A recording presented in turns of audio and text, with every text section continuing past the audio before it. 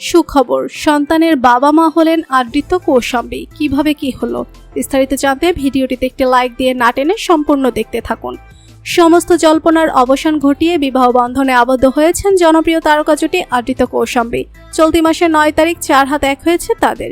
বিয়ের পর্ব মিটতেই কৌশাম্বী তার সোশ্যাল মিডিয়ায় প্লেনের ভেতর থেকে কয়েকটি ছবি শেয়ার করেছিলেন।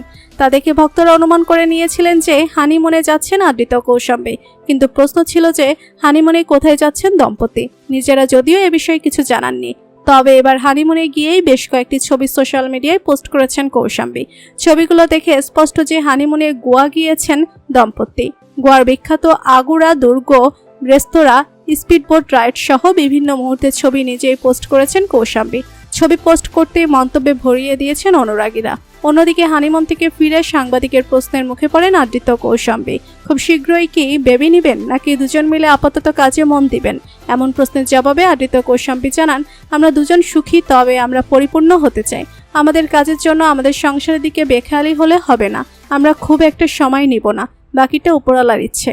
এর থেকে বোঝা গেল আদৃত কৌশাম্বীর সংসারে শীঘ্রই আসবে নতুন সদস্য। উল্লেখ্য, মিঠাই ধারাবাহিকে অভিনয় করার সময়ই আদৃত কৌশাম্বীর প্রেমের সম্পর্ক শুরু হয়। নিজেরা প্রকাশ্যে কিছু না বললেও তাদের সম্পর্ক নিয়ে জোর গুঞ্জন ছিল ইন্ডাস্ট্রিতে। বর্তমানে ফুলকি ধারাবাহিকে অভিনয় করছেন কৌশাম্বী, আর আদৃতকে দেখা যাবে পাগল প্রেমী ছবিতে। তো বন্ধুরা, আদৃত কৌশাম্বীকে আপনাদের কেমন লাগে মতামত কমেন্ট করুন। বিনোদন জগতের সব ধরনের খবর জানতে এক্ষুনি আমাদের চ্যানেলটি সাবস্ক্রাইব করুন।